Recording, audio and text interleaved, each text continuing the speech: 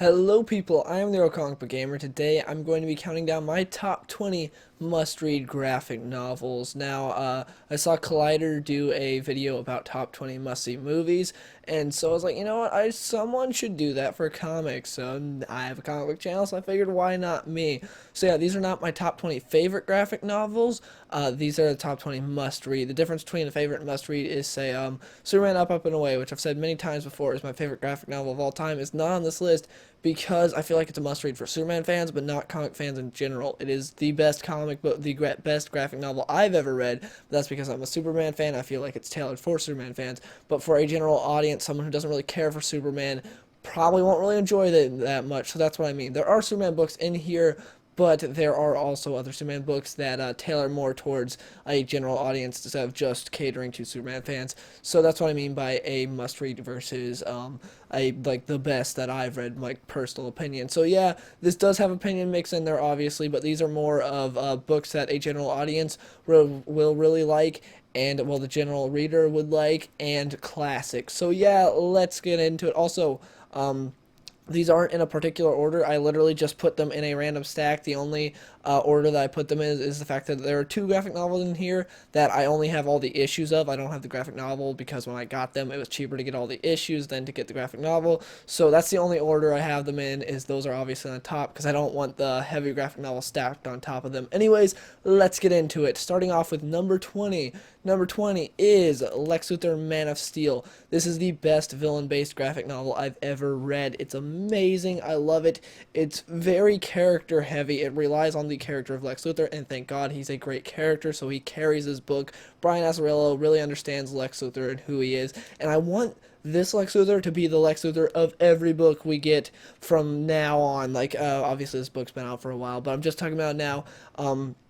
We've had Lex like this before, but he really does showcase the character of Lex Luthor in a great way. And what's his name? Lee Bermo. I never know how to pronounce his last name. Anyways, he does a fantastic job of showing how Superman, well, how all the art is and how dark it is and how Superman looks through Lex Luthor's eyes. He looks like a monster. He looks really scary. Like Superman, this bright, shining figure of hope, looks scary when Lee Bermo draws him again. I'm probably pronouncing his name wrong, but anyways, great character study of a book. Amazing. Has a good Batman v Superman fight in here also. That's one of my favorites. Just again, like all these, a must read.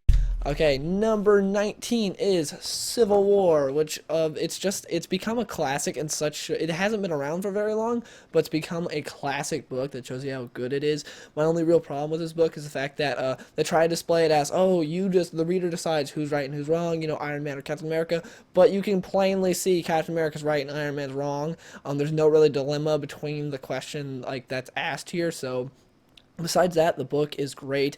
The final fight's really cool. Actually, like all the fights that happen in here are cool, and you will be questioning some things about like what would you do if you were in this case as a superhero. And the opening to the book was fantastic about how they show, these like all those people dying and stuff like the bus and how the whole incident happens that causes them to be like, these superheroes should really show us who they are so they can have someone to answer to and stuff. But anyway, it's just another great one.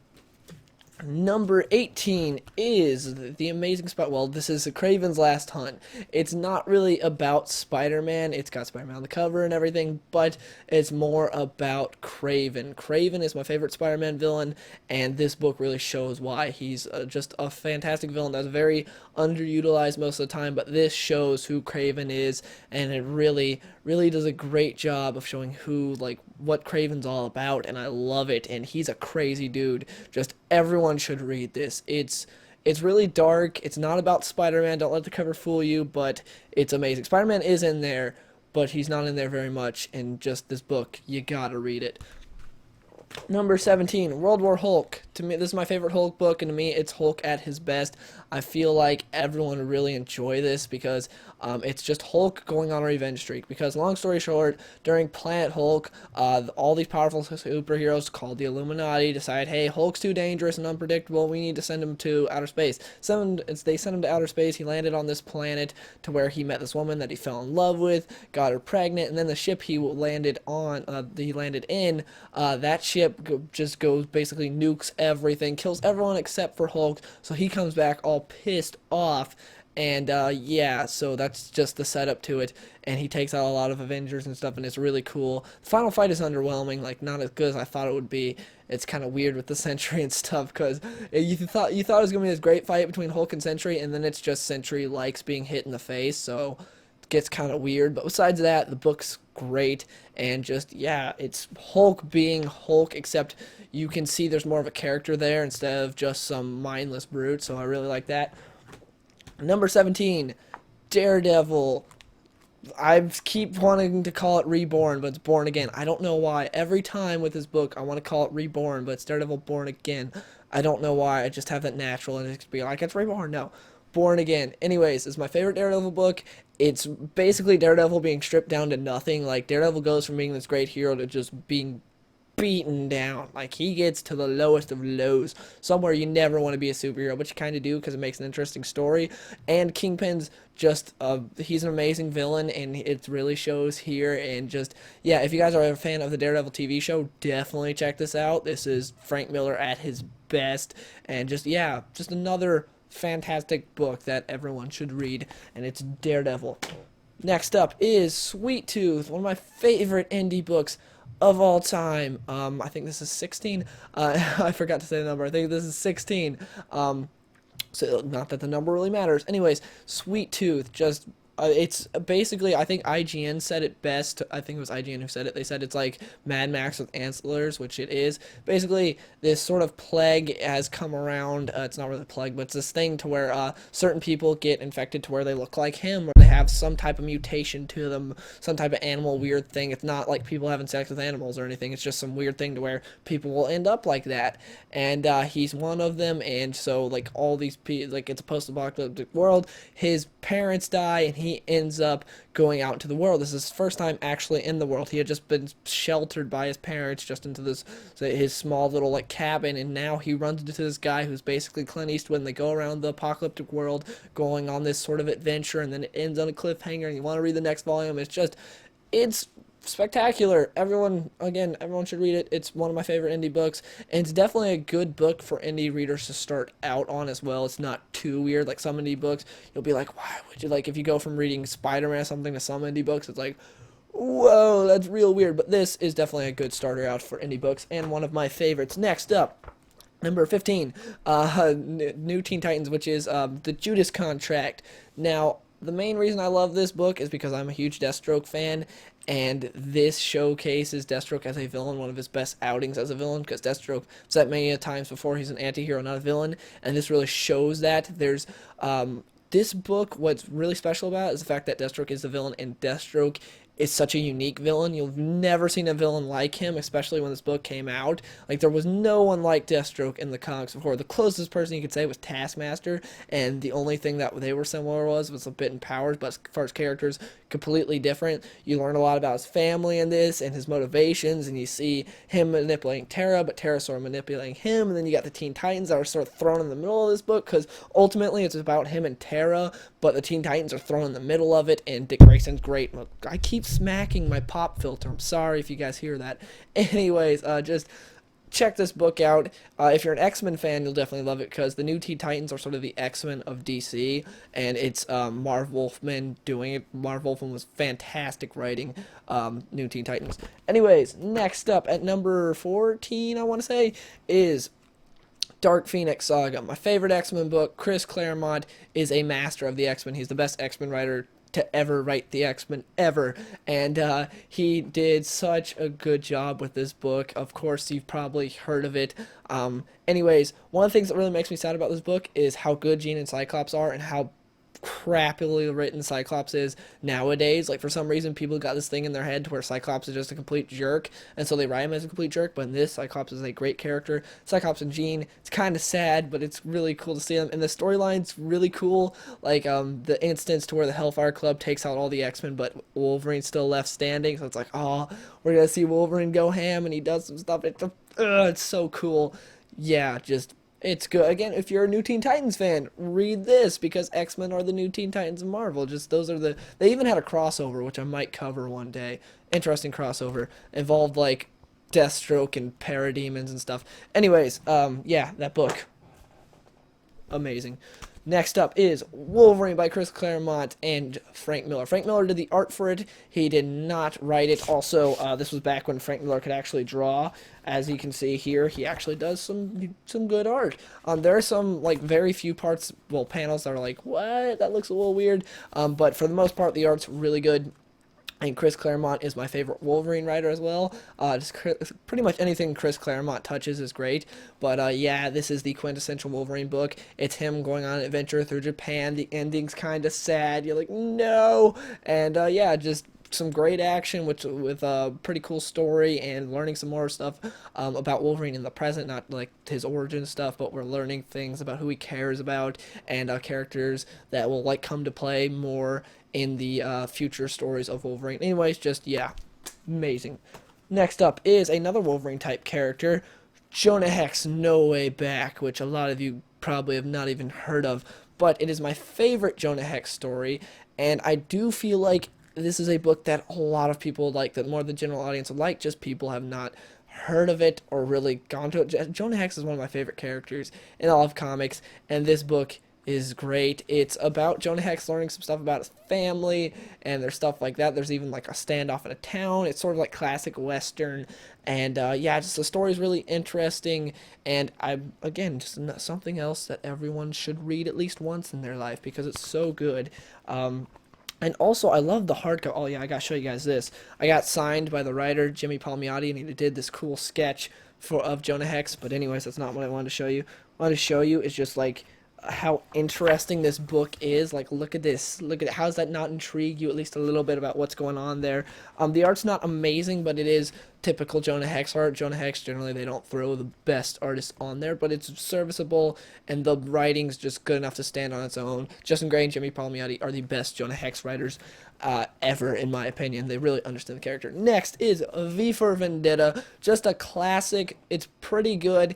I would say it was overrated for me because like I had these really high expectations because I heard how amazing it was, and I read it and I was like, it's good, but it's not as good as I thought it would be. But it's one of those books that everyone who reads comics should have an opinion on, because if you talk to other people who read comics, they'll be like, hey, V for Vendetta at least once, and you'll be like, oh, I don't know anything. But if you read this and you'll be like, hey, yeah, it's something that everyone who reads comics should have an opinion on. And so yeah, I feel like they should read this, and it's not a waste of your time. It's not like you're reading 300 pages of just crap. It's good, but to me, it's not amazing. A book that is amazing, however, I forgot count.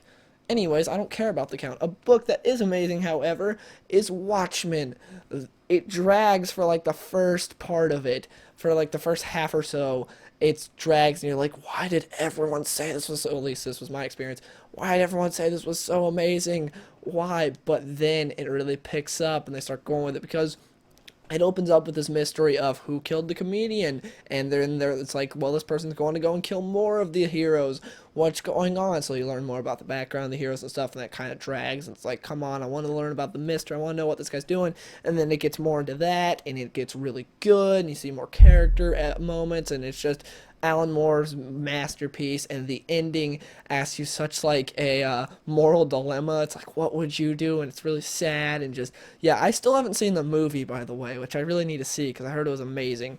But yeah, the book is just fantastic, and just once you read it, you'll know why everyone talks about Watchmen. The ending, that moral dilemma, is just, ooh, when I first read it, I was thinking about, what would I have done? I don't know. But actually I do, but I can't say it. Spoilers, because I don't want to spoil the book. Anyways, next up, All-Star Superman. Not my favorite Superman storyline, like I was saying earlier, but it is really good, and it's something that I think more the general public would really enjoy. What Grant Morrison, the guy who wrote this, was saying was, he's saying how people say Superman isn't relatable and things like that, and he's saying he is. It's just, you know, when Superman, like someone, when they take a dog for a walk, when Superman takes his dog for a walk, he does it around the solar system. When Superman's family visits, they end up like taking down buildings. He's saying it's basically, you take normal things and you put it to the nth degree. You like times it by 1,000. That's what happens here, and that's sort of what he threw into this, and that's how he makes Superman relatable, and I really like that. Grant Morrison does a good job at writing Superman here. All-Star Superman is a pretty good book. I really enjoyed it. A lot of people consider it the best Superman book ever written. I wouldn't go that far, but it is really good, and it definitely deserves for a lot of people to read it. If you have ever had any even the slightest interest in Superman, but you're like, he seems so dull and boring, I would suggest reading this. It's definitely really good. Lex Luthor is a shining part of this book as well. It does a good job with Lex. Next up is Batman: The Black Mirror. Now, this is my favorite Batman book, despite the fact that Bruce Wayne is not under the cowl. It's Dick Grayson, and it's a mystery thriller sort of book with great art that really matches the writing. It's written by Scott Snyder. The art is done by Jock, and he just does some really creepy art that'll get to you. And he did the art for Witches, which is one of my favorite horror books. But anyways, the guy just knows how to do some creepy drawings and stuff that really does look cool. And yeah, just the story. This is one of those books I can't really talk too much about because you're best going in not knowing anything about it. But the one thing you do need to know about it is that it's great, and you should definitely read it.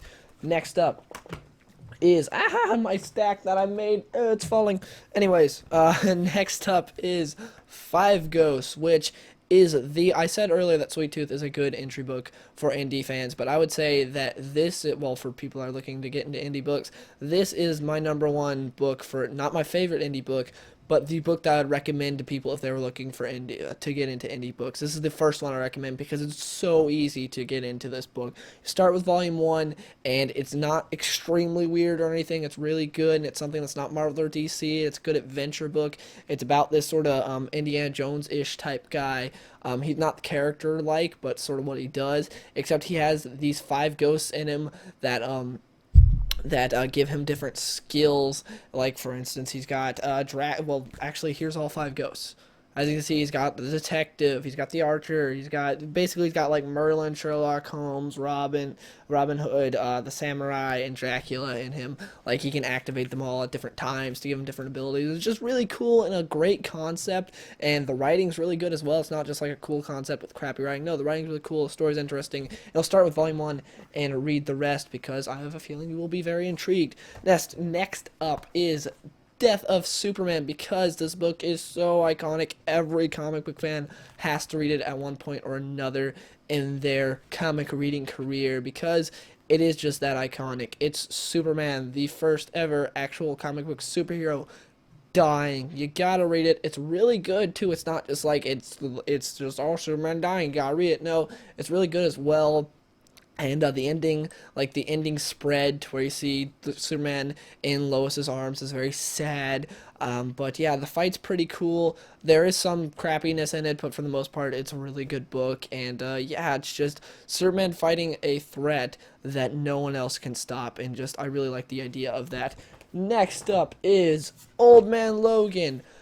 This book heavily borrows from the movie Unforgiven, which was a Clint Eastwood movie, and the thing that I say about Unforgiven is that was sort of a Western movie for people that don't like Westerns, well, for people who weren't initially interested in Westerns, at least didn't know they liked Westerns, and that's what I'd say about this. It's sort of that type of book to where people that didn't really know they liked that type of, that style of storytelling or anything, they would like this. Like, Unforgiven was a very acclaimed Western that people who didn't even care for Westerns liked, and, same with Old Man Logan. It's basically an adventure, except it's Unforgiven, except in this crazy world. It's in this post-apocalyptic Marvel world where basically all the villains took over the world, and they each have like a different section of, well, for instance, the U.S., because that's where Logan lives. And yeah, it's just Wolverine going on an adventure through that. A lot of stuff happening, and you need to read it.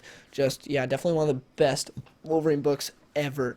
Next up is probably the first ever graphic novel I read, which is Superman Batman Public Enemies. Still love rereading this to this day. It's so fun. The relationship between Batman and Superman is just so great. I love it. Like, their banter and everything, how they're best friends. They know each other so well. Like, one will be thinking one thing, and then the other will be thinking the same thing, just like mirrored. It'll be like the opposite. It's like, oh, that's really cool. Jeff Loeb understands Superman and Batman to a T and just nails them in this book. And this is what I'm really hoping for in Batman v Superman, well, at least post Batman v Superman when they're friends, is a relationship like this, because this book nails it. And yeah, it's just a great adventure book of basically Lex Luthor puts a bounty on Superman's head because there's this meteor that's coming to Earth, and they think that, hey, that meteor is being attracted to Superman, and so he's endangering us all. So tons of supervillains go after Superman, and Batman's his best friend, so of course he's there to help him. And yeah, just Great book. Next up is Killing Joke, another classic that everyone should read. It's not necessarily a book that's for everyone, but it is something that every comic book fan should read because, again, it's one of those books that every comic book fan should have an opinion on. It's The Killing Joke. It's tiny, so it won't take you that long to read. It's not expensive to buy or anything. Just, yeah, the art's great. The writing is very thought-provoking and the dialogue is fantastic. So yeah, read it. You need to. You can read it in like 5 seconds. Doesn't take very long, but it is really good. And last but not least, well, number one, I guess. I lost count earlier, but I know this is number one because it's the last one, and that is Cobra's Last Laugh. Yes, a G.I. Joe book is down here, and it was at the bottom of the pile because it's the heaviest one that would like crush all the others. So yeah, that's why it was at the bottom of the pile. It is my favorite non-Marvel and DC book. It's one of my favorite graphic novels of all time. It's really heavy right now. The art's pretty good, nothing like amazing. It takes what you know about G.I. Joe and puts it into this really cool world. It's a espionage thriller. This guy named Chuckles, actually this is a book you're best knowing, not knowing anything going into it. This guy named Chuckles, though, is basically put undercover in Cobra and stuff happens, and just, you gotta read. His codename's Chuckles, by the way. He doesn't have the actual name of Chuckles. Anyways, a lot of stuff that you will not see coming happens. Just amazing. It's a fantastic storytelling. Mike Costa needs to get more big gigs because he's the writer of this, and he just blew my mind when I read this. I was like, holy crap. He took what I knew about G.I. Joe, turned it on its head, and made it even more amazing. Just, yeah, you should read it. Spy espionage thriller sort of book that's just so good. Anyways, those are my top 20 must-read graphic novels. I hope you guys enjoyed the video. I really want to hear in your comments down below, what are your guys' top 20 must-read graphic novels. Of course, this is all my opinion, and this is limited to the graphic novels that I've read. I have not read every single graphic novel ever. There's a lot of them, and I also tend to read what I really like. So say most of my bookshelf consists of Superman, so of course I have read more Superman than other books and stuff, and just like I haven't read every single thing out there. Anyways, again, I really do want to hear your guys' thoughts on your top 20 or 10 or 5, whatever list of must-read graphic novels in the comments below. And if you enjoyed this video, please give it a like.